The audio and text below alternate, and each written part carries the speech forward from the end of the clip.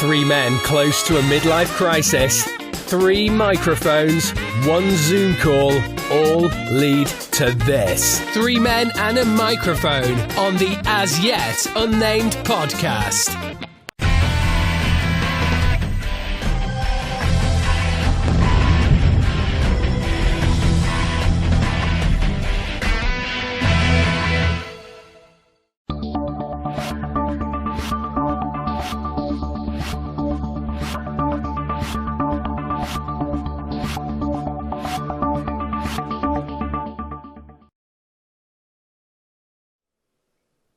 Evening. 3 men and a microphone. Like a breakfast show, but not at breakfast. And with no music. And it's a podcast. So nothing like a breakfast show, really.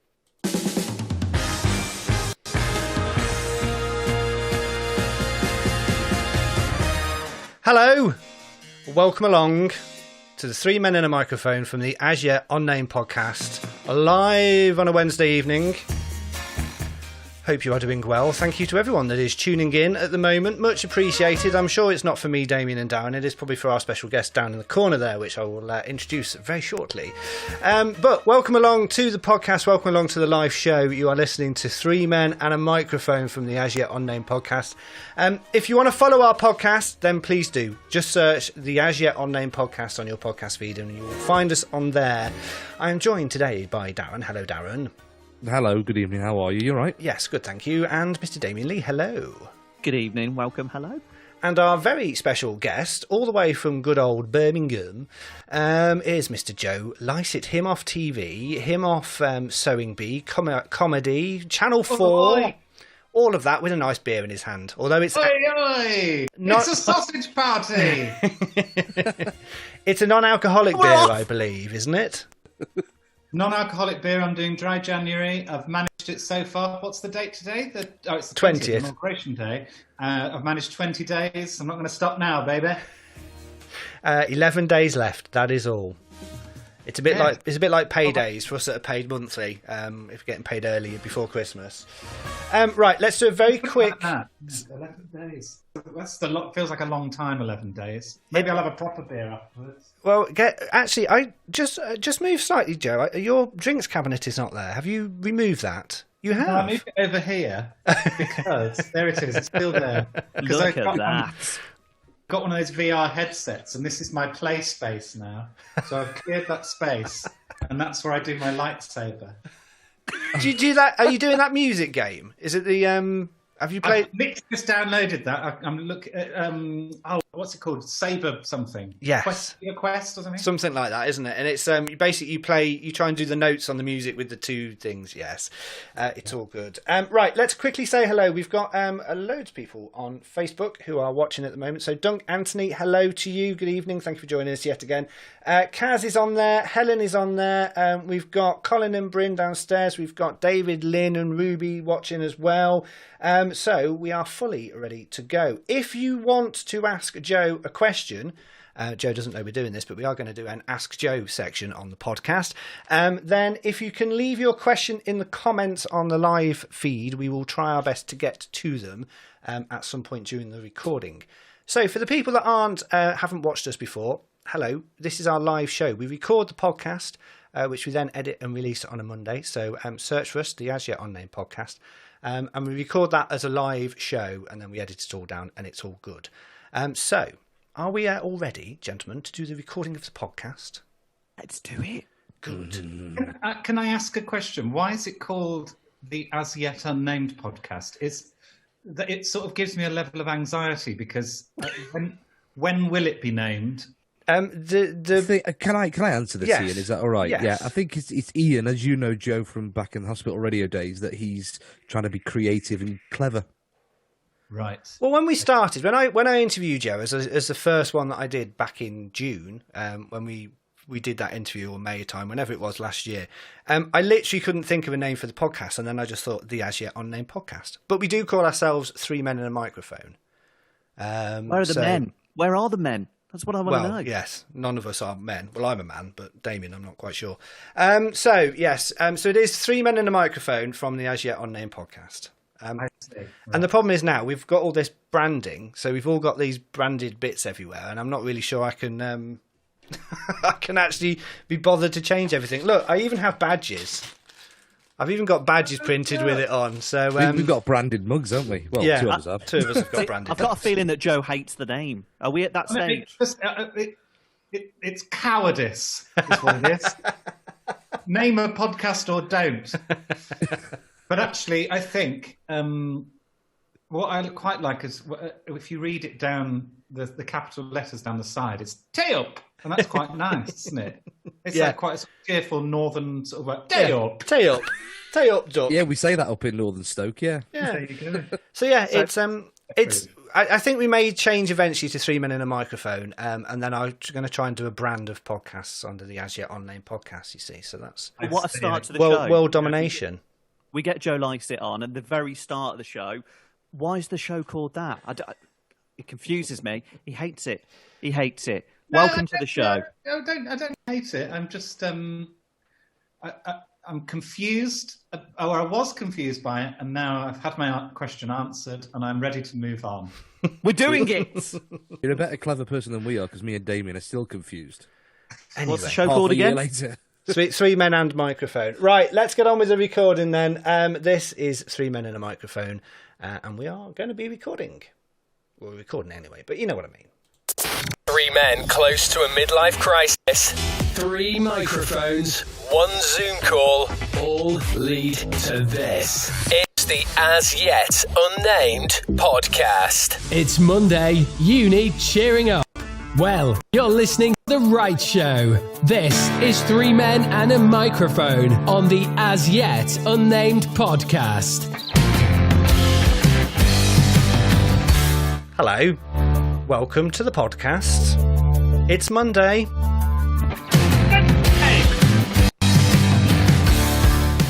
That voice you may have heard is our special guest. Welcome along. Thank you so much for downloading this episode of the podcast. My name is Ian Barstow, joined as ever by Mr. Damien Lee. Hello, Damien. Really strange there. I swear I just heard a bit of a celebrity in my ear. I don't know what it was, but I heard something. It's Wednesday. Oh! It's Monday when it goes out. Don't ruin the illusion, Joe. Oh, he's doing a Graham Norton. It goes out on a Thursday, Friday. I can't cope. What day is it? It's Monday morning. Let's go with that. Morning. Hello, Darren. Hello. A little bit giddy because we've got a mega star of comedy with us today, but more on that later. Don't stroke his ego too much. He'll never get out of his room. Yes, our special guest today, joining us for the podcast, is old friend, old former colleague on X radio station, Mr. Joe Lycett, him off TV, Sewing Bee, Channel 4 programmes, comedy stand-up, BBC Radio 2. I am not jealous whatsoever for you doing drive time, whatever. No. And I should be there, not you. And also lots of other stuff as well. Hello, Joe. How are you? I mean, there's a lot to take in there, Ian. I'm going to go with fine. Well, I was as baffled as you are about the Radio 2 thing, and I think some of the listeners, based on the tweets, were as well. We will come on to that, because I want to ask you about what it's like to do a Radio 2 show during the show. So, coming up today, we are going to be doing our normal thing. So we've got On the Box, we've got Damien's Bits, and we've also got the Retro Hall of Fame, which Joe is picking, as long as he's got one. Yes, definitely got one. Good. So we will be having the Retro Hall of Fame, which is basically where we decide, as he frantically looks for something to do. Yes. I remember you wrote that in the email, and I was like, I must remember that. How retro are we talking? Anything from sort of, I don't know, that's older than 10 years. So, 5 years, 10 years, or something like that. Oh, no, I did think of one, and you'll like it, actually. Okay. To give you a clue, last week's Retro Hall of Fame was... You don't remember, do you, Damien? No, shell suits. Yes, it was shell suits. It was mine, and it was shell suits, yeah. Yeah. Joe's not to know shell suits anyway, so... That gives you the kind of vibe where we're going with it. So shell suits screwed up in the corner. You used to get them out and put your bit of Lynx deodorant on to make them smell nice. It doesn't have to be fashion or anything. It can be any sort of culture. Anything, as long as it's not music, because I can't play music on podcasts because of copyright and all that sort of stuff. So if this is your first time of listening to us, then welcome along. You can follow us on Facebook, just search the As Yet Unnamed Podcast, and you can also find us on Twitter, or you can email the show, asyetUnnamedPodcast@gmail.com.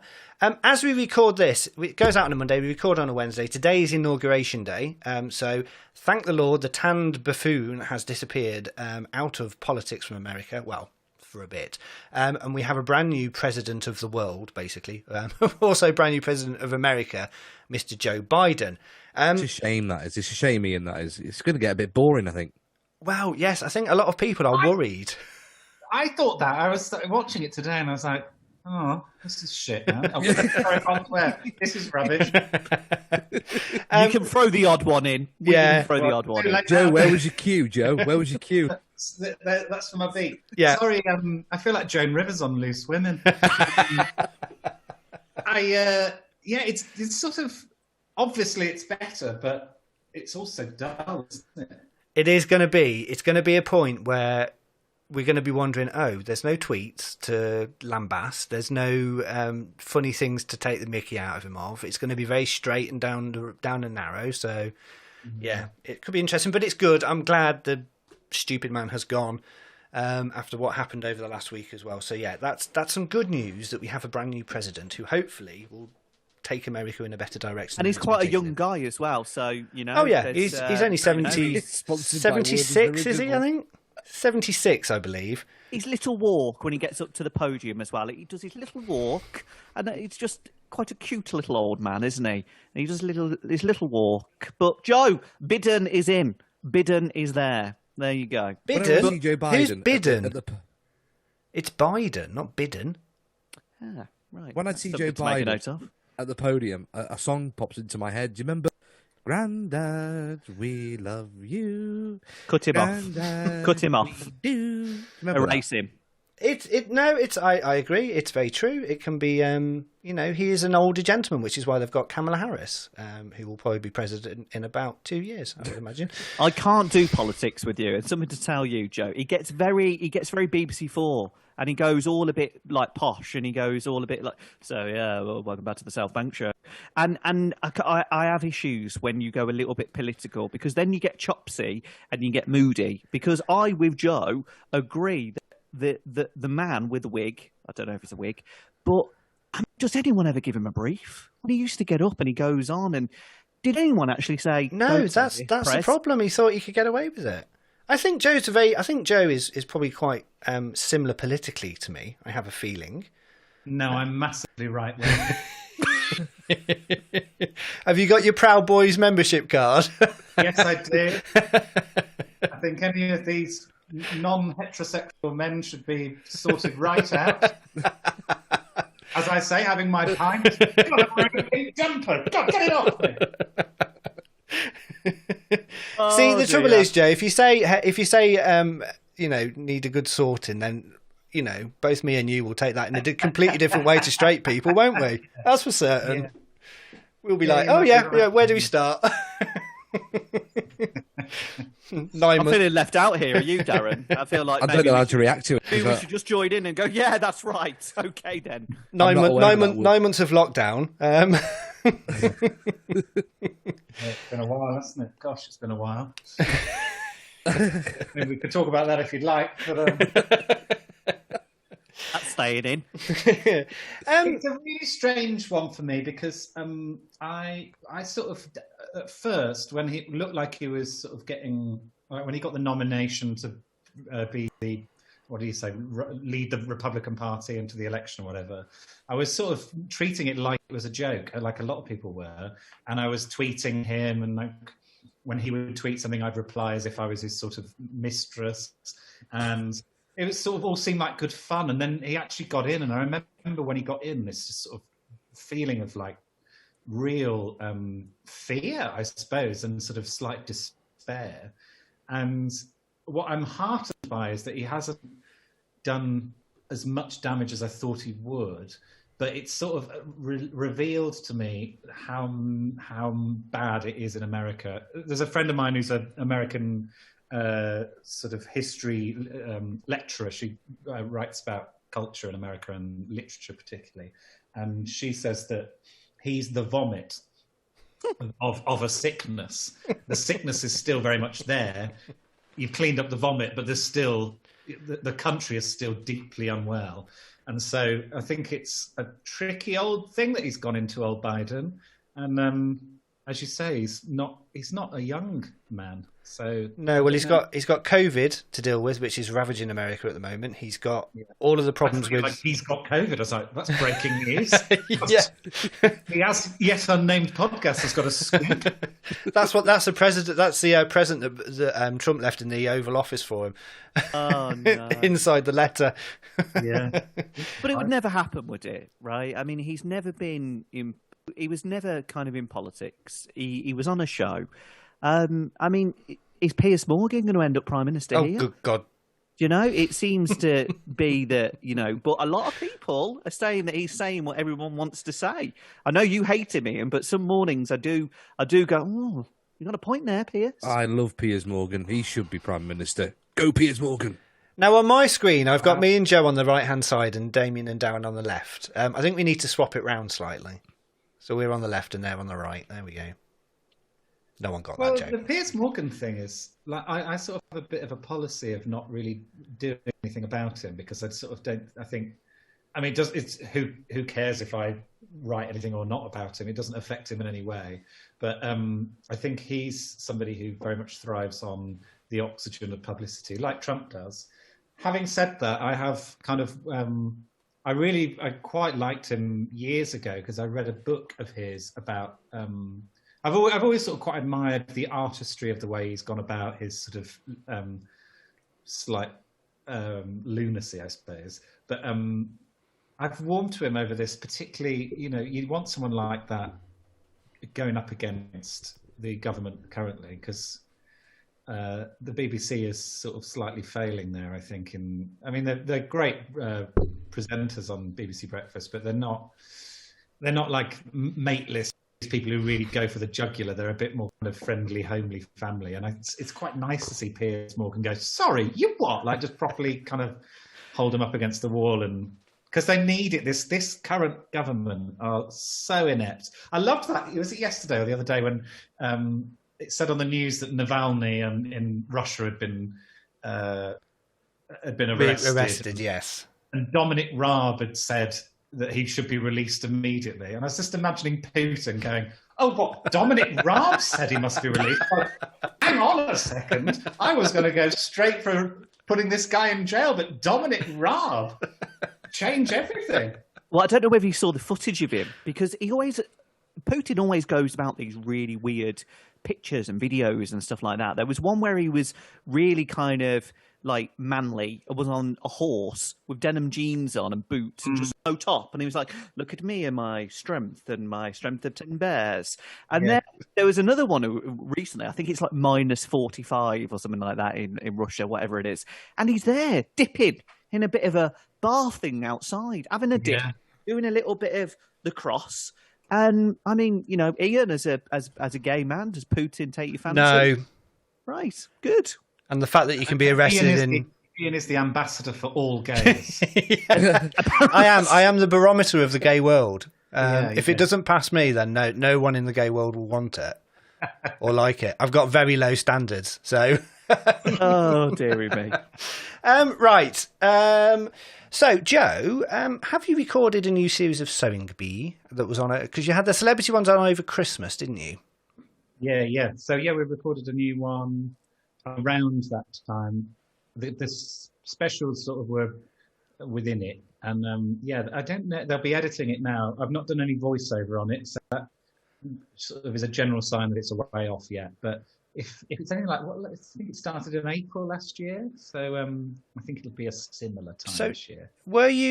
Did you have to do the COVID bubble? Were you all in your, a bit like they did on Bake Off, where they all stayed in the same hotel for a month or whatever? No, so it was slightly different because with Bake Off they were in a lockdown scenario, I think. So they were they basically were all living together, and we had the same cameramen on this show because it's the same production company, and the cameraman said they had the best time of their lives because they do 2 days of filming, then 2 days off, and on those 2 days off they just put on so much booze, so many parties and whatever. So they just had a great time. No, what we were in was a close contact cohort. So basically, me, Patrick, Esme, and the sewers all were tested 3 days and essentially quarantined. So we just went from filming back home and weren't allowed out. We weren't allowed down the pub or whatever, and everything was open, which was so annoying because it was, it would have been really nice to go for a few drinks and a meal.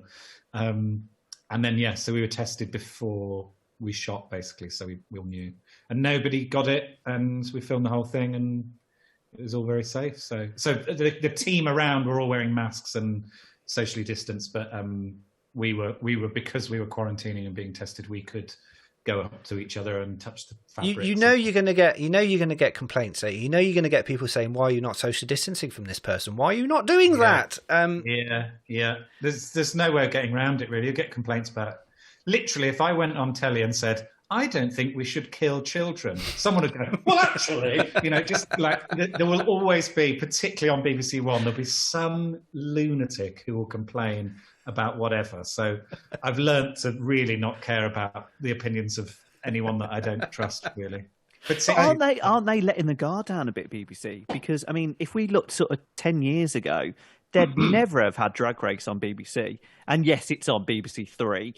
But I mean, that's pretty, I love a bit of Drag Race, but I wouldn't have said that would have been on BBC. But I get what you're saying. But so there's been none of this perspex screen stuff, because say EastEnders, if they're at the bar and they're having a chat at the bar, there's like this perspex plastic thing between them. And obviously, Joe, I don't know on Sewing Bee whether you have kissing scenes on that. I guess not, but they always get rejected by the producers. I don't know why. Because for kissing scenes in soaps now, they're actually bringing in the actor's partner or well, I hope it's partner and not, well, the adult dress or anything like that. But they're actually putting them in wigs. So Max Branning recently had a bit of a snog with old Linda Carter, and the husband had to come in and get a ginger wig on. There you go. Who knew? Wow. A ginger wig. Someone being Max Branning. Who knew? And he's a sex symbol. Who knew that? So, Joe, are you doing Strictly this year? I thought they were pretending on EastEnders. Forgive me, I haven't watched EastEnders for many years. I thought they were pretending that they're now in the pandemic, so everyone was socially distanced, and we're talking about being in a pandemic in the show. Or is the EastEnders world not aligned with the real world? Well, they kind of do, but it's 6 weeks behind. So obviously the lockdown we're in now, so it makes you really moody because you kind of watch it and they're all going into the Queen Vic going, "Oh, that's great, tomato juice, please, thanks." Or they go into the cafe and just have a nice sarnie and you're like, "What's going on?" So you've got to get about that. So they're obviously in an alternate. It's very kind of Marvel. They're obviously in an alternate universe. Right. Yeah. It's quite an exciting time to be a scriptwriter on EastEnders, I imagine, and trying to very work much so. out how to real life you want it to be. I mean, it's as exciting as it gets on EastEnders, I suppose. Don't be like that, Joe. Come on, we can't slate the EastEnders. In Reddit, there's not a lot we watch. Yeah. Well, it is basically like Reddit, to be fair. I think a lot of the writers come from Reddit. Can you elaborate on why? Well, what's the saying? You can take the woman out of Reddit, but you can't take Reddit out of the woman. I think that's the saying. Good to see you. We'll be back after this. I think that's about right. Let's move on. Right, clean cut. Joe, are you doing Strictly this year? No. Oh, have you been approached yet? Yeah. Now you twitched there. Now, you know Elvis Presley used to have that like the little. I think little you can't lip say. thing. You can't say yet. Definitely had a quiver lip. There was a quiver lip there. Well, I can tell you that they wouldn't have asked yet for this series. They would. I think I got asked in when did I get asked? Actually, it was sort of March time, I think, when they asked me. Because I suppose it starts in September, doesn't it? Yes. Would you want to do it? No.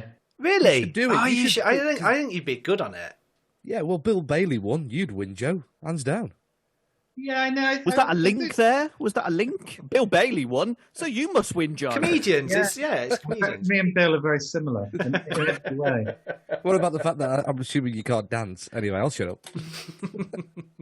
Thanks for coming on, though, Joe. It's really been nice that you've, No, I have a bit of a policy with the things that I do, which is they have to be comedic enough. And the thing with something like Strictly is it's such a kind of huge program that if you get involved in it and sign up to the whole series, whatever, you're sort of at the mercy of what that program decides to do with you. And because there's so much press attention and all of that, it's kind of risky because you just don't really know what all you need to do is make sort of one wrong comment or, accidentally swear on BBC One or whatever it is. And then suddenly you're kind of... Julian Clary. Well, exactly. And I'm a stand-up. That's my job essentially. And so I kind of make decisions based on can I be funny enough on it. And I think with Strictly, it's about dancing and it's not about comedy. And so I could try and put a bit of the comedy into the dancing, but actually, if I wanted to learn to dance, I'll just go and learn somewhere else. And it just I'm not about profile raising. I'm more about making stuff I want to make, really. And I think to do Strictly, I can see why Bill did it, because I think Bill's quite similar. I don't think he's wants to be famous particularly. I think he just thought, oh, that would be fun and that'd be interesting.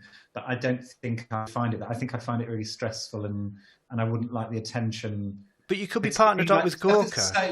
Say again. You could be partnered up with Gorka.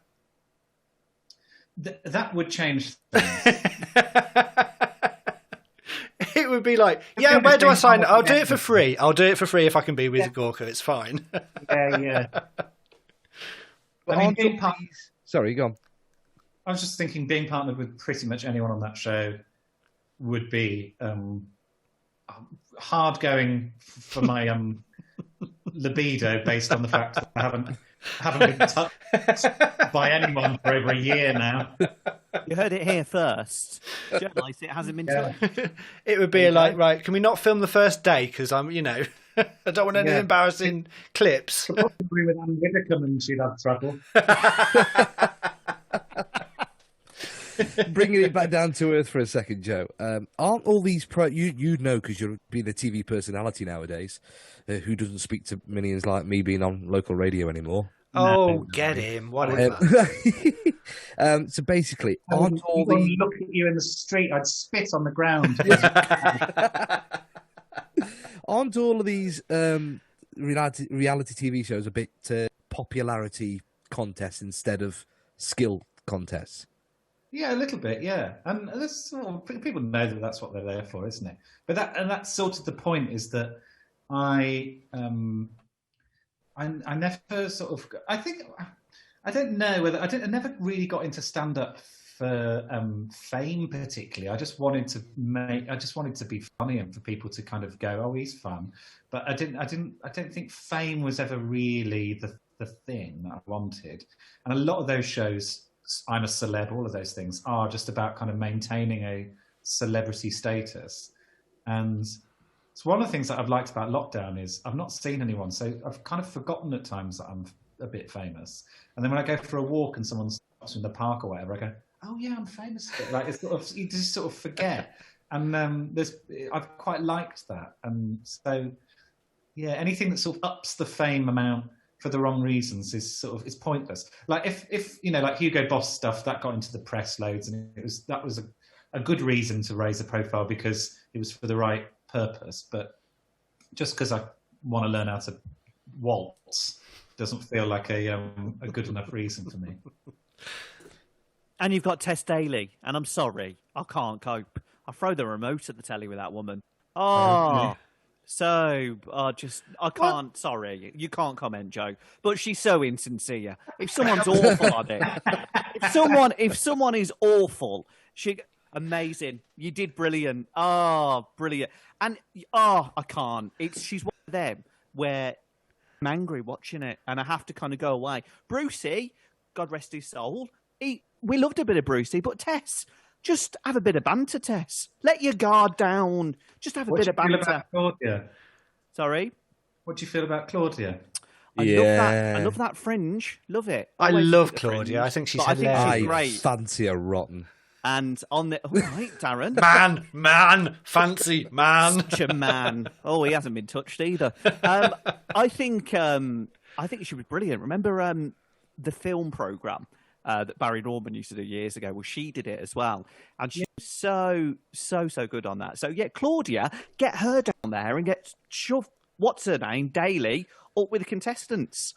Aita. I think your level of anger towards Tess Daly is unhealthy. Sorry, And perhaps, there's something else going on there. Can I talk to you about it later? Someone's just put on Yeah, Facebook Live, she's dead behind the eyes. That's a bit harsh. Wow. I mean, I'd like to just sort of, what's the word? I get she's maybe not the most engaging, charismatic person in the world, but she's done all right, hasn't she? She's done all right, bless her. Yeah, she's doing something right. She's done it. Yeah, but I mean, dead behind the eyes. Come on, seriously, block that person, psycho, troll, get him off. Go That's on. you. I imagine that's you on another account. You can't see my hands. Joe's going to distance himself from this conversation for the sake of his BBC career, I think. Should we move on? Yes, sir. Sorry.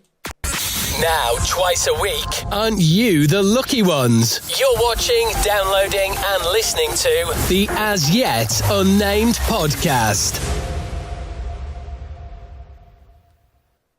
To answer your question, Damien, yes, the YouTube is working. I had a really moody someone was like, well, you've sent me a link, but it's not working. I was like, Yeah, right, no, it's fine. moody. It is on there. There we go. Right, okay. We're going to drop on the box, by the way, just to let you know. Just for the fact that we're cautious of our timings. Yep. As a production note. Thank you to everyone that's watching on Facebook Live and YouTube and Twitch as well. We have Joe Lycett on. This is Three Men and a Microphone from the As Yet Unnamed podcast. And if you want to follow us on the podcast feed, then all you have to do is search the As Yet Unnamed podcast. We're on Apple, Apple, Google, Amazon, Podbean, TuneIn, and all of the others. Just search for us and you'll find us. Joe, that looked like it hurt you then when we were saying Podbean and all things like that. Yeah, I don't know. You were either squinting or trying to drop one out. I couldn't really see what you were doing there. All of the above. Brilliant. Both is ruined. Right. So we shall do. We're going to ask Joe, even, I think. Ooh, do you get to play my... the Yes. person who's made the jingle for this is amazing, by the way. Yes, why? Don't just, stop bigging yourself up, Darren. Just because you're a radio presenter. Right. Clean edit. Thank you. Welcome back to Three Men and a Microphone, As Yet Unnamed podcast. On our live feed, which you can listen to and watch every Wednesday on Facebook and YouTube, we've asked people to put questions forward to Ask Joe. So I've got a few. I believe Damien and Darren have got a few as well. So we've spent a lot of money on this for you, Joe. We've spent a lot of money on getting a really, really, really, really good jingle produced. So yeah, have a listen. Oh. No, that's definitely not the one. Try that again. God, I believe I've got to do this.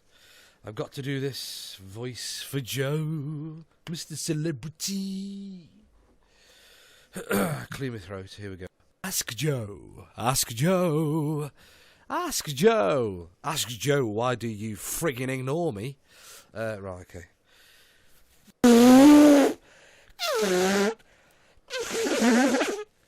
Oh, dear. Here we go. Now, this man presents a radio show every week. Yes, it's on a very local station. That's the jingle. Yeah. No, that's not the jingle. Darren's done another one for you. I don't know which one you prefer. This one sort of drags on a bit, but anyway, we'll play it.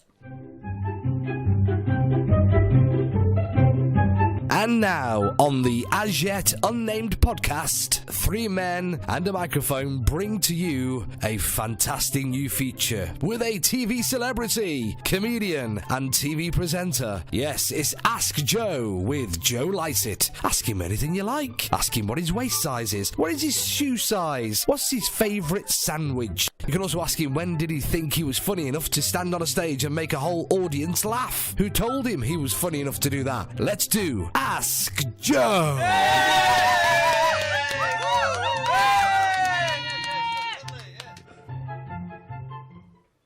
I'm going to apologise for that. The answers to your question. My waist size is between 36 and probably more towards 38 at the minute. Shoe size, somewhere between 10 and 11 UK size. I've forgotten the other ones. Sandwich. Sandwich, what's your favourite butty? Halloumi. I love halloumi in a sandwich. So Halloumi. posh. Oh, you've changed. You've changed. Posh. Yeah. Very posh. I used to have a pot noodle when I used to do hospital radio. Oh, yes. Hot noodle sandwich. Woo! Yeah. Oh, yes. No butter, Yes. though. Just the bread. Just No, put the butter in it because the butter melts. Oh. there's a thought. What was the other ones? Something about me being funny.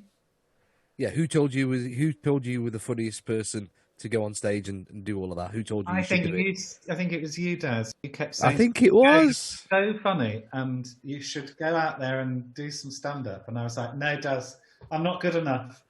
And you went, "Joe." You took me under your arm and you said, "Get out there, kid." Taught you everything you know, didn't I, Joe? Yeah. And I was like, Get out there, kid. Brilliant. "Yeah, you're my boy. Get out there." And I said, "I'm frightened, Daz." And you said, "Shut up, boy."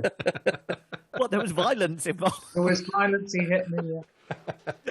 What I love actually with this section, so for those people obviously that listen on the old podcast, we're recording this live as well. So we're in our little studio type kitchen, and we've got Joe. I mean, is that your living room? Is that your playroom? Is that what room is that? I'm intrigued. My living room.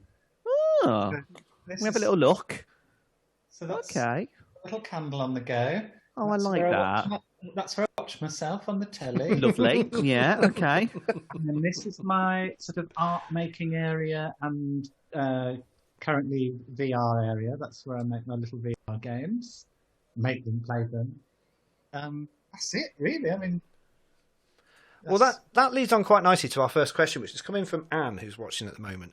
Hi, Anne. And she just said, "Have you painted Sammy?" No, I haven't painted Sammy. Now, I don't get that reference. I will be honest. Is This is Sammy. It's a sloth. Little Sammy Sloth. And I made a little short film with him and posted it to social media last week, the week before. And it's about how I paint lots of things, but I never paint Sammy. The ending of it is not fit for broadcast on this. But no, I haven't painted Sammy. I might get round to it, but I might not, and he'll just have to deal with it. Is this moving on from your filmmaking? Because you made a film when you were in your teenage years, which you did give me a DVD of, and I'm not sure if I still have it somewhere. So It's not good. I can no, tell you that. yeah, it was yeah, no, it wasn't brilliant. I would imagine if you ever become an Oscar-winning director, it might be something they show as this is how it started. You know what I love about Before this? they I were mean, famous. he's probably he's literally the most famous guest we've ever had on this show, and so far with Darren go. Well, I mean, you know, why Well, yeah, would you- but I'm sorry, the film wasn't particularly good because it was a student film. It was a good idea, just sort of poorly executed. No, Don't I worry about it, appreciate Joe. the honesty, and I agree. yeah, black him. Yeah, no, I loved. That's something I've always loved doing. And then when stand-up sort of took over, I stopped doing it. And then in lockdown, I've started doing it a bit more. And I made my first music video this year. Directed my first music video, and doing another. Well, at least one. There might be another two. And then making some little short films as well. So always sort of silly comedy things. I'm not going to make a Would you like to get into proper film TV directing? Yeah, I'd like to do more of it. I get a lot out of it, and The problem, as ever, with any of these things is the minute other people get involved, then I start to lose interest. I think that's why I really like stand-up, because there's no producer telling me, oh, can't do that. Oh, you shouldn't really say that. I hate all that. I love the kind of freedom of just going, I want to make this and I'm going to make it now. And stand-up gives you that you can do whatever you like in stand-up as long as it's funny. So you want to be a producer, you want to be a producer, director, writer, starring Joe Lycett type film? Probably not starring.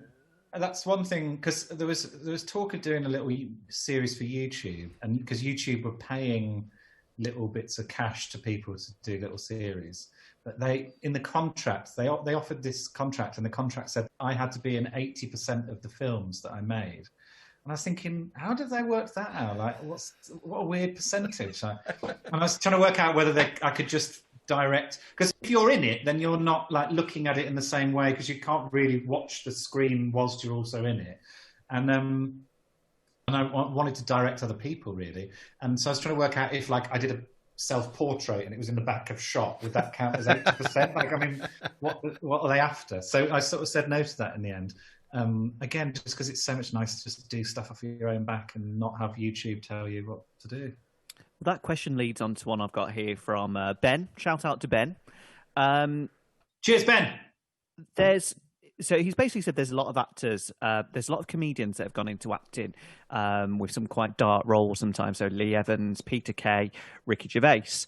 And it seems like a natural progression. Is that something that you'd be interested in, or have you ever acted? Thanks, Ben. I like that. I think I told you about this, Ian. So I've had my first acting role, which I recorded. It's a voice acting role. Yes, did that go anywhere? It's not been released yet, so we don't know. But I've had my first. It's an American animated comedy.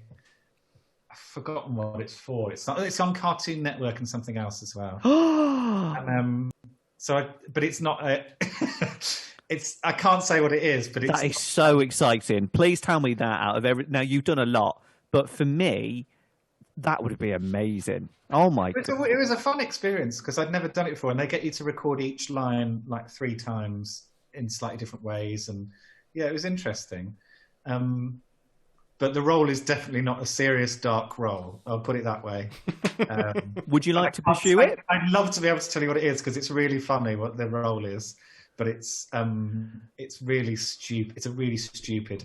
Imagine like a kind of Family Guy spin-off idea where somebody turns into like the wheel of a car or whatever. It's that level of stupid. And if you want to find out more about it, listen to the interview that I did with Joe that was released a couple of weeks back again, because I think we explain actually what it might be in there. Oh, do I? I think so. I'm a talking foreskin. That's it. So that's my debut in the American market and in acting. Is I'm a talking foreskin in a new animated comedy. I'm Jewish. I wouldn't know about that. Let's move on. When you go on IMDb, you're gonna have an acting role of talking foreskin, Joe Lycett. That's it. Yeah, I can't get that out of my little head with a little mouth. Hello there. Yeah, I can't wait to see how they animate it and all that. That's amazing. Now we were watching with the kids the other day, not talking foreskin. That's just we'll move on from that. But we were watching a film the other day, and it was the voice. We really recognised the voice, and we were like, "Is it? Could it be?" And it's Graham Norton. Graham Norton is actually in a new Disney film. And yeah, he's actually quite a main part in it. It's that good? I can't remember the name of the song or the film, but it's the latest release from Disney. Soul. Soul, yes. He's in Soul. He's in Soul. That's great. So, and he's really good in it, and you can tell it's Graham Norton, and because we know Graham Norton from the character is just nothing like Graham Norton, so it's a bit like, really. Yeah, but it's great to hear him, and yeah, proper huge film. Get away with animation is that you can be the voice of kind of anything, can't you? And they'll make it fit. It's an amazing process what they do there, because it's just. I mean, I recorded it almost a year ago, and that it won't be out for still months because they've got to like do all the actual animation. I just don't even know how they start. It's incredible. It's amazing what they do. I was watching a documentary about Rowan Atkinson as well with Mr. Bean. It's 30 years. He's actually done more episodes of the animated Mr. Bean than he did the actual Mr. Bean. And so he has more fun doing that one. So it does seem that, I mean, again, watching the behind the scenes of like Toy Story and stuff like that, it's amazing how it all comes together. But interesting question. Thank you, Ben. Darren, have you got any questions for Ask Joe? I have indeed, yeah. I've got one from an unknown has-been radio presenter that never quite made it to the bigger radio stations. His name is Dimitri. Hi, Dimitri. Hi, Dimitri. Yeah. You sound sexy, Dimitri. What are you wearing? Oh, thank you. Oh, sorry. Yeah, Dimitri does. Yeah. So basically, Dimitri would like to know, Joe, what happened between going to uni, you wanted to do such XYZ career, and then somebody going, you know, you're funny, get on stage, and when did that step, and you know, what happened in that kind of transition to go, I'm at uni, but I'm going to be a stand-up comic? Yeah. Well, I was studying drama and English with the idea of doing acting. So I had got the idea of acting in my head, but I was sort of making little films, whatever. So I was just sort of working it out. You do at that age, like who am I? What do I want to do? And I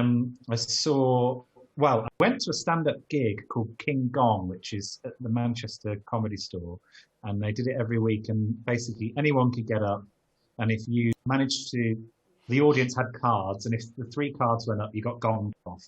And if you managed to get to 5 minutes, and you beat the gong, and you would get to the final of that week. And I went and got really drunk and thought that I'd be good enough to go on. I hadn't planned on going on. Went on, and I didn't even get gonged off. I didn't have anything to say, and did a very poorly thought out joke about a kind of horrible crime that had just happened. Oh no! Didn't really get a laugh, and then I fell off stage as I left.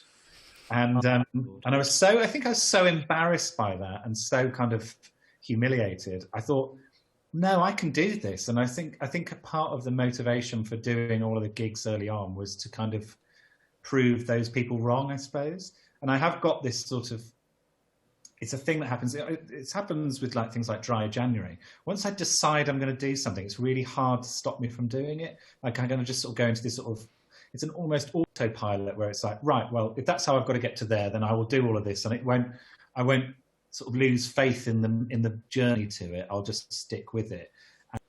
But I almost feel like I don't have any control over the decision.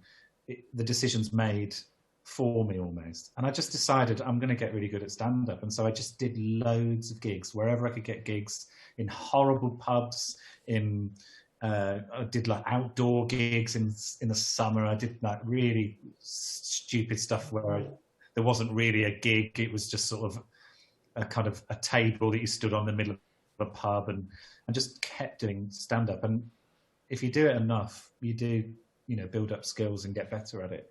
But it was the perfect timing of being able to, I didn't have anything else on, so I was just going around doing gigs. I was excited by the idea of being booked for things, and then just naturally kind of the level of stand-up got better, and that was it, really. What was the point where you said, I've done it? I'm now officially a stand-up comedian. I've done it. I think Live at the Apollo does that for a lot of people, because it's... Wow, yeah. You just go, here's this thing that's never going anywhere that is proof of me doing a stand-up comedy set with people laughing in a big venue, and that whatever happens now, I'm a stand-up. So I think, but even when I've done that, I felt like everyone feels like a fraud in this industry. Everyone just feels like, what? Like I don't think anybody feels. Before we move to another question, Joe, can I do one more, Ian? Yes, yes. Is that right, Joe? Can I just do one more? Yeah. For anybody that has been told by somebody, "Oh, you tell some really funny stories, you have us in hysterics," and they fancy the idea of getting on a stage, what would be the first thing for that person to do? Well, outside of the pandemic, pandemic's kind of changed everything, is to find where your nearby comedy clubs are. Should be one nearby you pretty much anywhere in the country. And try and get an open spot, which is where they'll give you anywhere between 5 and 15 minutes of stage time, and just do it. You can't really learn it. It's not the sort of thing that you can do a course in. You do just have to do hours and hours of it and just get the experience. But I think go into it knowing that you're going to be really terrible at it at first, and kind of accept that, and just keep gradually building and keep writing. And nobody gets. I don't think anybody gets worse the more gigs they do. You learn little reflexes of how to get around things, and you learn how to deal with hecklers and that kind of thing. And it builds up, and it's just experience like anything else. Thank you. Let me just make some notes there. Thank you, Joe. Yeah, you're not going to be a stand-up comedian. And there's Joe's cat. Joe's cat's there. Joe's pussy is there. I had to say that. There he is. That's Winston. Oh, Lord. I'm terrified of cats. I'm going to do some quick fire questions, Joe. So, quick answers and quick fire questions. So, from Becky, are you going to be on any more Grayson Perry shows? I don't know. I know that he's doing another series, but I don't think they've started booking it yet. I'd love to do it, but it's one of my favourite things I've ever done. But I don't know. Okay, from Kieran, you were on Quiz, the biggest quiz ever, the Channel 4 quiz show that was on recently. Big Fat Quiz. Big Fat Quiz. Kieran wants to know, Mia Jarman, is she as attractive in real life as she is on TV? Maya Jama is as attractive in real life as she is on TV. Stop it, Damien. So, from Samantha, are you going to be writing a book? I'd like to at some point, but I'm not in any big rush. If you do an autobiography, I expect to look in the index at the back, in the glossary at the back, and see my name in there. Just saying. Yeah. From my lawyers. From Becky, are you going to be challenging any more parking fines, accommodation companies, etc.? I should hope so. What on earth is he doing? Winston's attacking the computer. Yes, I hope so. It's one of my favourite things to do is to waste the time of people in bureaucracy. So yes, I'll be doing more of that. Okay. The book one was from Samantha, who was listening from Pennsylvania in America. Hello to you. Also, I've got from someone who says, Joe, when did you graduate from University of Manchester, and what subject did you do? I have worked there for 20 plus years, and I may have gowned you up. Also, did you ever go to the Bop at Jabez? Yes, I went to the Bop at Jabez Clegg. That's it. What is Jabez Clegg? It's like a horrible student pub, and the Bop was like, I think, a Friday night club night. Right. Horrible. Carnage. Absolute carnage. The amount of STDs that went around there. And I was giving out all of them. Half of the love. What was the other question? Oh, when was I at uni in Manchester? Is that a YouTube question? No, that was a Facebook question. No, right, okay, interesting. I must have graduated in 2010, so between 2007 and 2010, I was there. That's almost 11 years ago, Joe. Yeah, scary. Just to make you feel old. Yeah. Jason says, have you any more tours planned after COVID? Hopefully, yeah. I don't know when. I'm kind of holding off on, because it takes me ages to write one and then to test it out and all that. So I'm holding off announcing anything until we kind of know when we're allowed to. Because I know loads of people have booked in tours for this year, and I'm thinking, good luck. Yeah, I can't see it happening myself. No, but... Not unless it's a drive-through tour, which I know some of them have done, haven't they? Yeah. Not that long ago. Last of the quickfire ones. Jack Forster, who I think you did a podcast interview with for his mental case podcast. Oh yeah. Yes. Oh, yeah. So Jack, who also did an interview for me as well. So he says, Litany has become my jam over lockdown. Thank you for your music video. Sorry, where are you already? Were you already a fan, and who asked who? There we go. I was a massive fan, and I asked her. What happened was, I've wanted to make a music video for years, and I've been trying to find different avenues. It's actually really hard to get into that industry because they just use, it's like quite a close knit group of directors, I think, that they use. And I just messaged her because she'd got, I think, 10 million streams on Spotify. So I messaged her on Instagram, never spoken to her before, just was like, congratulations, I'm a huge fan. And she replied straight back, holding a copy of my book, saying, I'm a huge fan. And so we got chatting, and I just thought, I'm just going to ask. And then she sort of said, oh yeah, I'm interested, and then sent me some new stuff in the end. And then I did this big pitch and made it all look shiny and whatever. And she said yes, and then we made a music video, which was so fun. Excellent. Damien, have you got one more question, and then we will move on? Yeah, this is from James from New Zealand, which is local. And he asks, what was the last stand-up gig that you went to?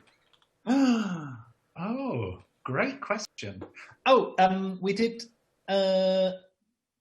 in the middle, like in the summer in July, I managed to do a couple of shows at the Regent's Park Open Air Theatre, which was all socially distanced, but because it was outdoors and they wiped everything down. So that, I hosted, and I was so ropey because I hadn't done it for ages. I was like, how do I do this? Like, it was so, I was really out of practice.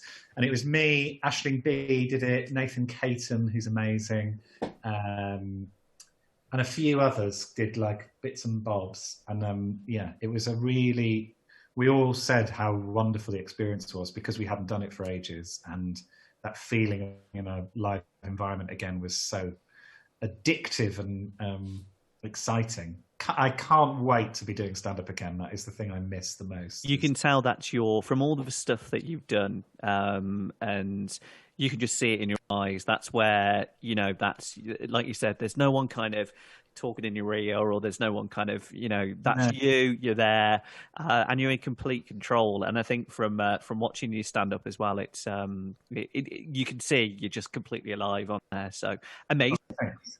Yeah, I love it, and I think everyone should try it, Baz, because I think it's really like it teaches you a lot about yourself. And there's a thing about they say that like immersing yourself in cold water is really good for your mental health because it actually gets you used to shock and shows you that you can push yourself through barriers and that kind of thing. And I think doing stand-up is the sort of humiliation equivalent, in that, like, if you can push yourself through the barrier of a room of people going, we hate you, you think you're funny and you're not, and you're boring, and everything you're saying is annoying to us. If you can get beyond that and then keep going, there's a sort of resilience that it builds up where you kind of go, oh, I can do anything. You get really, it's quite an exciting thing, but you do have to stand there and look like a total idiot for a while. Double that for me and you then, Darren. Yeah, should we go for it? I'm too much of a snowflake, mate. You know what I'm like. I couldn't cope. I would pay very good money to see you two attempt stand up. That's for certain. Never say never. That's a top tip. Don't invite your friends to your first gig. Don't invite anyone you know. Do it like for the first few. Just get on with it. Don't tell people about it. Darren, we're fine because we don't like Ian anyway. Brilliant. Thanks. Right, that was a quick fire one. We are. Right. It wasn't a very quick fire answer. I apologise. No, that is fine. Right. Just saying hello to people that are on Facebook. Thank you very much for watching. Much appreciated that you are watching us, which is all good. Anthony did post a question earlier on in the week, Damien. Do you have it to hand? I have asked him just to redo it. It's something about Drag Race, wasn't it? Yes. Let me have a look. Sorry. We will clean edit all this in. Yes. Just one for me while we're not recording, Joe. Who's your favourite? Favourite comedian? It's too many to. Nice political answer. There's just hundreds. I think at the minute, James Acaster's doing the most exciting stand-up. His last show which you can't watch anywhere. I know he streamed it, so that someone might have done an illegal stream. Is one of the most amazing hours of stand-up I've ever seen. It's really like heartfelt, but it's so funny. And speaking of Rowan Atkinson, his girlfriend left him to go out with Rowan Atkinson. I think they've now had a child together, and she's God. And that James Acaster doing stand-up about how his girlfriend's now going out with Mr. Bean is heaven. It's so good. It's so funny. And apparently Rowan Atkinson isn't happy about it and has like sent James messages saying, "Can you Cease stop and desist." Oh no. There's a comedian who has made it really big in America as well. He was on Graham Norton the other night, and we'd never heard of him. And we watched some of his stuff, and it was really, really good. And I apologise. You can't remember his name now, can you? No, I can't. It's awful. He's got a Netflix program, and he was out in. He was doing a tour of America, and he's done some of those outside gigs recently. A youngish guy, and he's done a book on mental health as well, or is releasing one. He's only young, but he's very, very good. And So is he based here, or is he? yeah, he he's must be. based here. Yeah, he's British. It will come to me. I will pick your brains over time. I'll know who it is, but I don't know who's been on Graham Norton recently. So that's. Sorry, Graham. I've not watched the show recently. Sorry. Oh! Just so I can, I'll edit this in. So we'll just do another quick fire one, Joe. So from Anthony, after presenting the Great British Sewing Bee, have you picked up any skills and used them to make anything? No. No. There's a quick fire answer for you. No. Have no skills. And also, would you like to be a guest on RuPaul's Drag Race? Yes. They asked me to do something on the first series, and I said no because I think I was doing something else, and I regret it so much because. Have you watched any of the new series? Well, I sort of regret it, and I don't, because actually I love watching it, and it's quite nice to just watch it from afar and not worry about how I come across or whatever. It's so good, RuPaul's Drag Race. I really love it. Have you watched Have you watched the first episode of the new series? Yes. Cracking cast. Really good. Well, Ginny Lennon's a friend of mine, and I knew she sort of half mentioned that she was doing it, and then was messaging me throughout the kind of process of particularly the press side of it, because a lot of it, I think they just have to wait around a lot. And knowing Ginny, I'm excited and slightly terrified about what she'll do as the series goes on. She is a bit of a so loose good. cannon. Well, we're hopefully we should be having Bag of Chips watching tonight, because I Facebooked her. She's on my friends list from years ago, and hopefully we should be able to get Bagger on in a couple of weeks' time. I'd love to meet Bagger. I've met the Vivian. Well, obviously Vivian did Sewing Bee. Yeah, I met Bagger. But when I went to watch the live tour. And Bagger was so funny, like such a natural performer, and really, yeah. Even the message I had back off her was like Bab and Bay. Just really, you could just a lovely person. But that program for me, it's just great. And I was reading up earlier on the number of versions they've done. They've done an Asian one as well, and like Spanish one, and also yeah, it's all good. He was RuPaul the judge on all of them, because I know that. No, like Canada, he's not, isn't he? No, not on the Asian one, but they're doing one over the next couple of weeks. I think they've either started filming Australia, it, or I think it is, isn't Australia. So Australia and Britain for the drag scene. Wow, that'll be awesome. Absolutely awesome. Blue Hydrangea was always one of my favourites, but just throwing it out there. Oh yes, Blue was great. Joe, did you ever do looking on Graham Norton's? It's really bugging me. I've actually just messaged my wife as well, because we both watched it together, and he's really good. And the mental health stuff that he did as well was really, for the life of me, I want to say James. He was on last week. He was on Graham Norton last week. Damien, help that's watching YouTube or Facebook. Say again. Sorry, Damien. Say again. No, just if any on Facebook or on YouTube now. The guest who was on Graham Norton last week, comedian, has a Netflix program, huge in America, been doing a world tour, very funny. Do you mean Daniel Sloss? No. Yes, Sloss. He's not American, but he's been in America a lot. Scottish. Yeah, so he's Scottish. He is. Oh, yes. yes, I know Daniel Sloss. He's a dear friend. Very funny boy. really good. And I hadn't heard of it. Fascinating about Daniel Sloss is lots of people have heard of him, but over here in Scotland, they all know who Daniel Sloss is, but people don't in England. And he's so good. And I hadn't at all. We were watching it and we were like, this guy is massive in America and stuff. And who is he? And we went to watch him and all of these shows. And just for some reason, he's not. I think it was only a matter of time because he's so good. So funny. Go and check him out.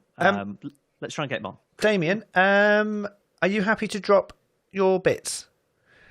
Well, I mean, it's not every day you get our Joe, is it? So I'll drop bits for Joe. Okay, right, fine. I'm just conscious of timings. There goes the scripts then. That's gone. Well, save it for next week. It's fine. Save it when we're back to normal. Right, thank you very much to everyone that is watching on Facebook and YouTube. Much appreciated. We are going to be doing our Retro Hall of Fame right about now. So, Joe, if you are ready, I will introduce... let me make sure I've got the right one, and I need that one. Right, Clean Edit. Clean Edit, by the way, Joe, is my new going... You know, when we were in the studio and I used to shout, "Going on!" Yeah. It's my new version of that. It's a cue for these two to stop yabbering on so I can do a clean edit when I'm doing this. Anyway, right, let's do this. It's time to delve into the archive for the Retro Hall of Fame on the Three Men and a Microphone podcast. So this is the Retro Hall of Fame.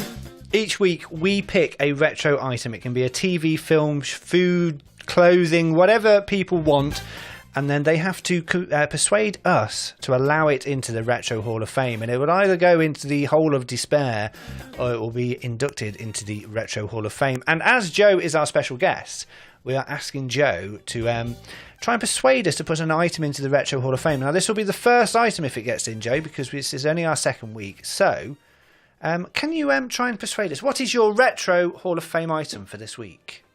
I think it's going to be quite easy to persuade you, Ian. Okay. What is that? Oh, yeah, it's in, definitely. Whatever. It's specifically Celebrity Big Brother Series 2006. Right, who was on that? Remind me. Pete Burns, George Galloway, Rula Lenska, Jodie Marsh, Chantel, who wasn't a celebrity at the time. What's his chops from the band that she went out with? Yes, I'll remember it in a minute. Michael Barrymore was in there. Yes. No, it wasn't. Jimmy Savile went in for 2 days. No. Did Jimmy Savile go in? He went. Well, he didn't stay overnight, but he was in there for most of the 2 days. And on the first day, they had to write what they wanted, and the next day, and there's this whole amazing bit where Jimmy Savile talks about Michael Barrymore and how brilliant a performer he is and whatever, and Michael Barrymore starts crying. It's amazing. And I've rewatched it, most of the series. I haven't finished it. In lockdown, I don't know why I got interested in it, but it was just sort of nostalgic. And what year, Joe? What year was it? 2006. 2006. And it's got the George Galloway, Rula Lenska, "Would you like me to be the Caps?" Oh, he dresses up and he licks himself. Oh, it is the most cringeworthy but brilliant bit of TV I think any of those shows have ever done. It's just fantastic. It's also got the they properly, when you rewatch it, they properly bully Jodie Marsh, and I mean she's a controversial character, and she's whatever, but they really kind of go for the jugular on her and gang up on her. And I think she goes out in the first week, but particularly Barrymore really kind of goes very strange with her. Oh my goodness! It's got that for Ferrara.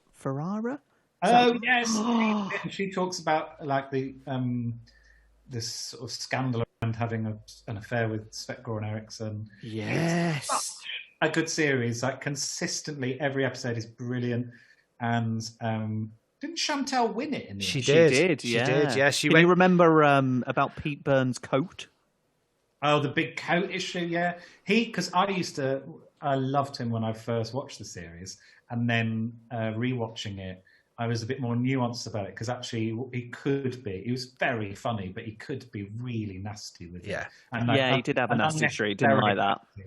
just really savaged people with his wit. But it wasn't like nice. It was just like he was just being horrible.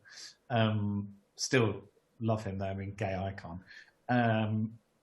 Yeah. So my retro selection is that series. Have I persuaded you?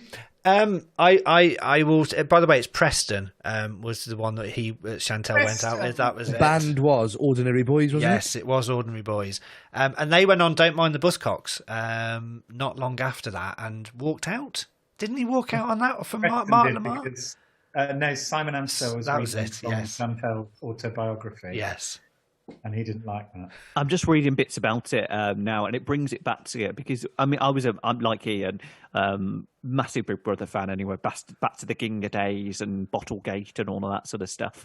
And the only claim to fame we had Steph, who went in from Redditch in one of the Civvy series. It was really boring. No, actually, I interviewed her on my Saturday show after she came out.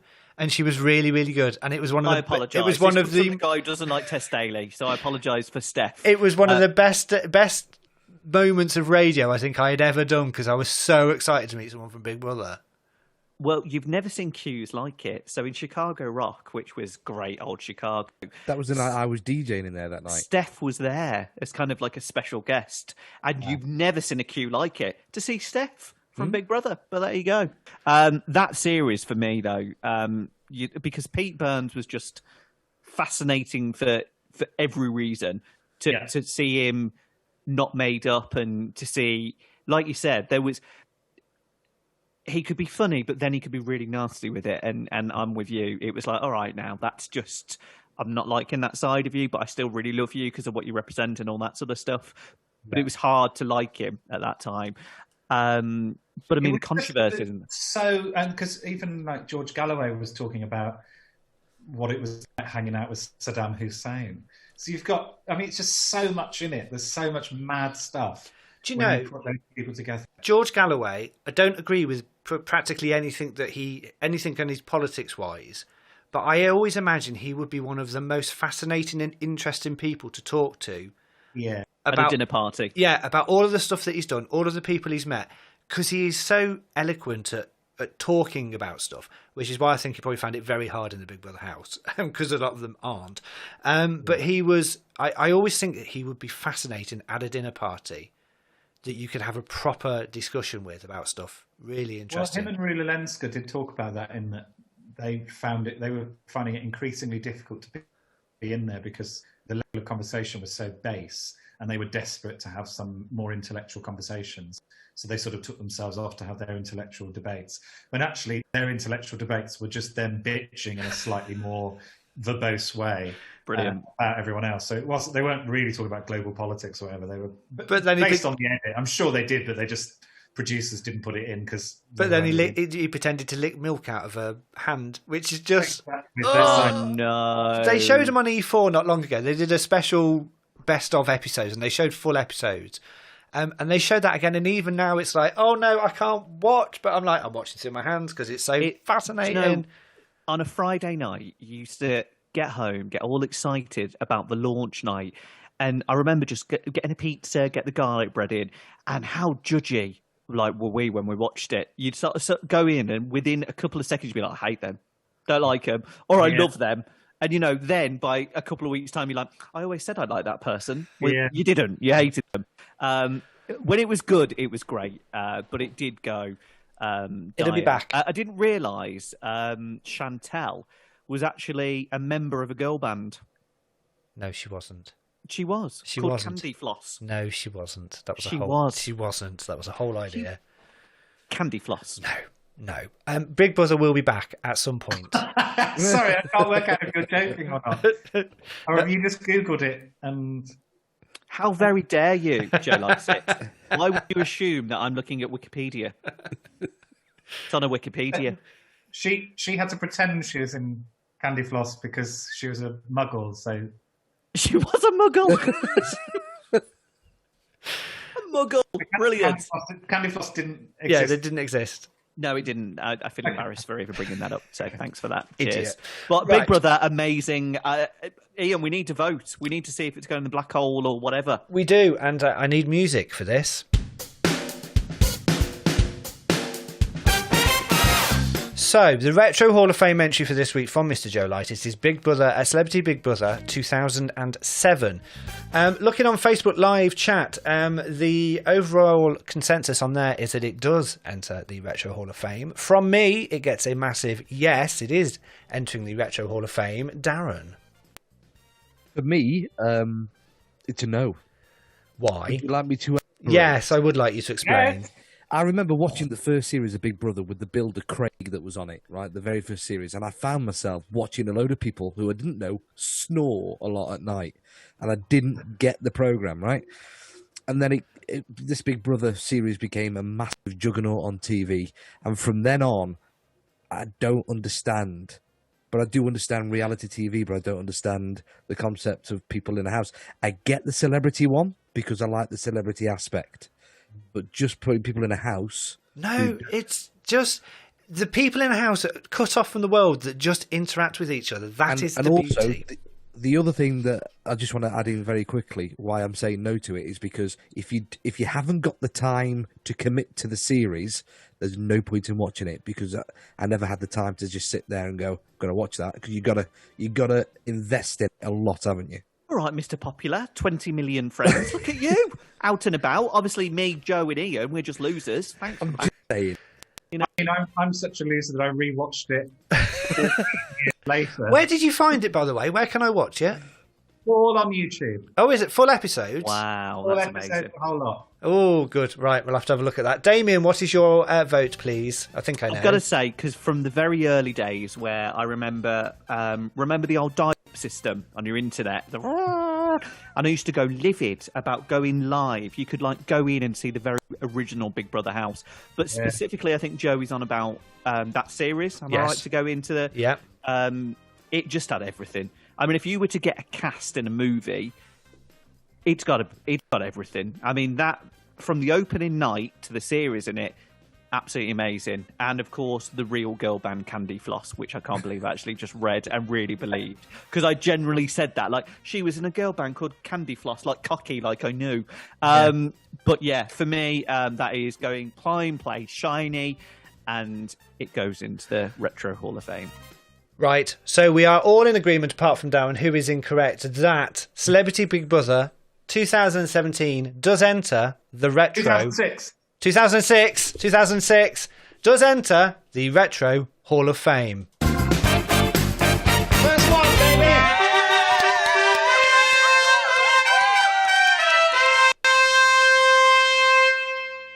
That is our first entry into the Retro Hall of Fame. I am happy with that. It was a good choice. You knew you'd get me as soon as you picked anything Big Brother, didn't you? I know, yeah. You knew that would be a definite I remember your yes. Saturday shows. I used to just shut up because I couldn't watch them. I'm like, oh, all right, here we go. Yeah, that was a wonderful bit of music, which I can't play on the podcast because we're not allowed. Right, I think we are almost done.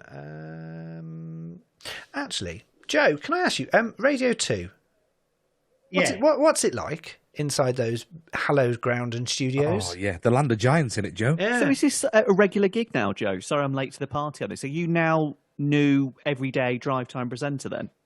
No. See you later. Damien, really? Honestly. Are you part of Candy Floss, Joe? Or... I'm a member of Candy Floss, and I now host Radio 2 Breakfast. I'm so sorry. So was it just a one-off then? Well, no, I now sort of sub occasionally. So occasionally for Rylan, and I love Rylan. Over Christmas and New Year for Sarah Cox, I've done a couple of times the last 2 years. But I always do Sarah Cox from Birmingham because we do it in the mailbox. Oh, so, yes. So you ride the desk as well? No, so that's one of the big differences is that they don't. I don't know whether they let the old school DJs do it, but basically the producer does all of the. Oh, Steve Wright still does his desk. You know he does. Sorry, Of course Joe, he you does. just class me and Ian as old school DJs because we actually know how to be slick with faders and whatnot and carts. All right, what did I do? Just make the tea? For God's sake. All right, I was on a local radio station. Oh, forgot about that, Damien. Yeah, thanks. You heard the demo. Yeah, brilliant. Block. So moody, Joe, honestly. The story is, Joe, that that Darren actually stopped Damien from getting a full-time radio gig. I did, yeah. Not bitter at all, Joe. I mean, now I work in recruitment. Go figure. Do you know what I mean? There you go. You were just a bit too cheesy and a bit, All right, say it as it is. 1985. Bit crap, to be fair. Recruit a hitman. That's what you need to do and take him out. Thank you, Mr. Lycett. There we go. Yes, indeed. Right, so let's do our out bit, I think. Right, bear with me. Which one am I doing? Oh, that's it. There we go. And what a show that was. Thank you so much for listening. Joe, thank you so much for joining us for the podcast. Hey, no worries. I drank too much beer and I really need a wee. You're perched on the edge of your sofa, ready to go. You can tell he so needs a wee. I just want to poke him in his belly. Go on, have a little wee. Just a little bit of wee. No, we don't want to wee live on Facebook. It will take us down, that's for certain. Damien, thank you very much. Yeah, thank you. We say it every week, and Joe, thank you so much for your time. Generally, it's been absolutely amazing. We know it's not a great place at the moment, and we know it's hard, but we will get through it. Wear your mask. Pick up a phone to someone that you know or you haven't spoke to for a while and say hi, and be kind to each other as well, because it is tough, and a moment of your time to an elderly relative or a friend you haven't spoken to for a long time is well worth it. So abide by the rules, be nice, and remember, when you put something on social media, remember, people read it as well. Thank you very much. Thank you, Damien. Damien, thank you, Darren, for joining us, as ever. Thank you very much, chaps. Can I just say, going off what Damien just said, Joe, legendary. Thank you so much for joining us, Joe. And I know I make jokes about we've not spoken in so many years, and I go around hanging onto your coattails, going, I know him. But Joe, I'm so pleased for you that that you are who you are now, and it's fantastic to see you there. You were always so fun and kind, both of you. Like everyone was so nurturing there. I had a really lovely time at Radio Pulse, and so it's nice to catch up and see you both. But not Damien, because you didn't know him. But not Damien. I don't like Damien. I'll be glad to see the back of Damien, but the other two, yeah, nice. Yeah. The other two. Thank you so much for listening to the As Yet Unnamed podcast. Don't forget to click on follow. We are on your feed every Monday morning from 6 a.m. and you can watch us live on Facebook from 8 p.m. every Wednesday evening. Until next week, thank you so much for watching. This has been the Three Men and a Microphone from the As Yet Unnamed podcast. Bye for now.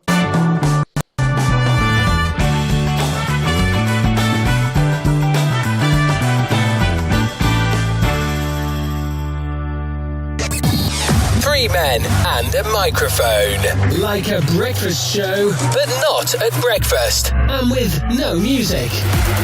And it's a podcast. So nothing like a breakfast show, really. I was trying to do a podcast. Was that a podcast? It was like you were dialing with a our phone. podcast? Right, thank you so much to everyone that's watched on Facebook and also on YouTube as well. Much appreciated. We do this every Wednesday evening from 8 p.m. Don't forget to click on to have a follow of us on YouTube and on Facebook and also on the podcast. Just search the As Yet Unnamed podcast. Joe is about ready to wet himself, so I think we're going to end the live show in a moment, very quickly. So thank you. Go and have a wee, Joe. Go and have a wee.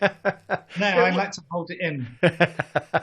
It's good practice. Excited. It's good practice. It's a good exercise to do to extend. So thank you so much for watching. We are back again next Wednesday from 8 p.m. Until then, look after yourselves, and we will see you all very, very soon. Thank you very much, Joe. Goodbye, and goodbye to everyone on Facebook and YouTube. I'm going for a wee. Bye.